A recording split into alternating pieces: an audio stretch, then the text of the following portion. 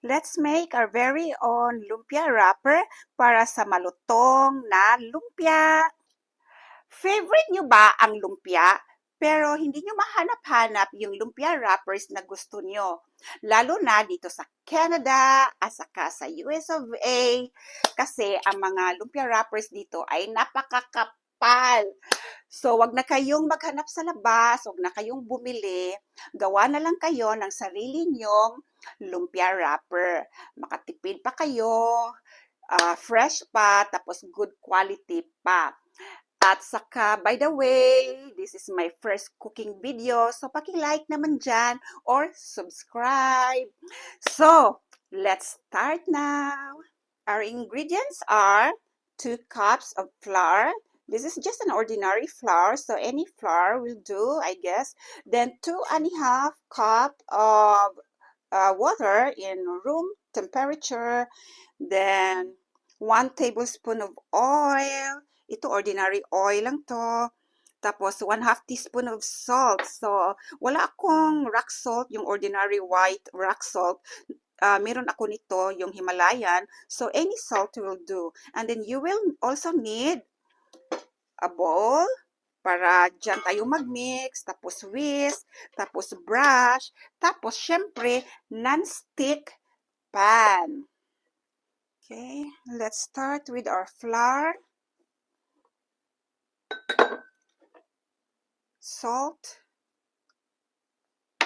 then yung water, hinay-hinay lang ha, huwag ibuhos kaagad, hinay-hinay, tapos mix lang natin, tapos mix ulit, and then lagay natin yung oil natin, so mix na lang.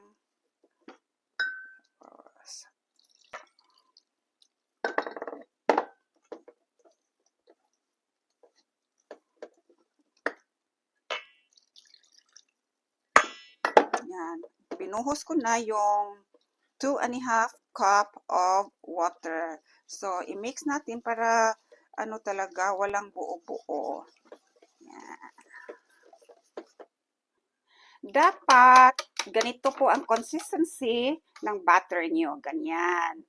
Tapos, dapat wala talagang lumps na. Walang lumps, dapat smooth siya para beautiful naman yung lumpia wrapper nyo. So, ganyan, ganyan nyo lang guys.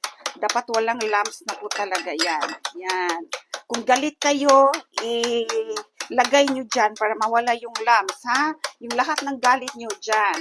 Tapos, yan. Dapat smooth na siya. Guys, ready na yung butter natin at ready na tayo gumawa ng lumpia wrapper. So, wag na kayong bumili. Gawa na lang tayo. Na natin.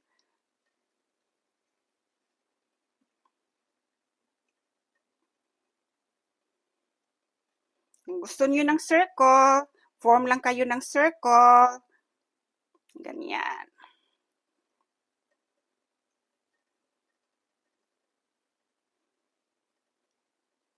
Yan guys. Tapos, hintayin lang natin. Yan. Pag mag-dry na yung top, pwede na natin siyang kunin. So let's wait na lang. Kung gusto niyo mas malaki, di lakihan rin nyo dito. Wait. Meron na pala akong nagawa, guys. Look at that. So nice. Diba? Ito yung wrapper na gusto natin. Tapos, i-cover na lang natin ng towel para hindi siya mag-dry up kaagad. So, malapit na siya. Ito na lang, isa na lang. Kunti na lang para mag-dry na siya. So, yan. So, okay na yan. Tapos, ganyan-ganyanin nyo na lang yung dulo, no? Ganyanin mo yung dulo. That's why it's so important na non-stick pan yung gamit nyo. So, look at that, guys. So beautiful. Ito yung lumpia wrapper na gusto natin. Tapos, magagamit rin natin to sa fresh lumpia. So, lagay na natin dito. There. Dalawa na yung nagawa ko. So, let's make another one. Okay? So, like that. Like that.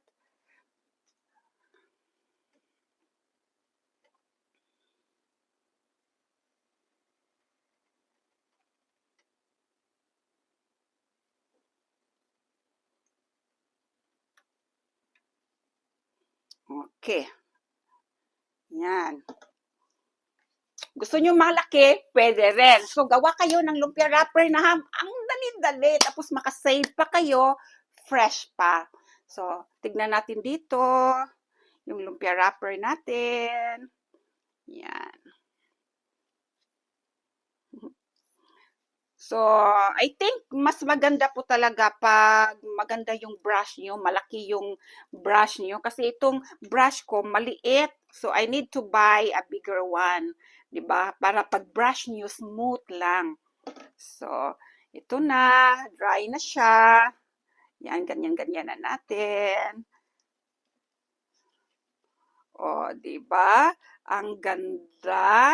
So, dito na. Pangatlo ko na. Okay.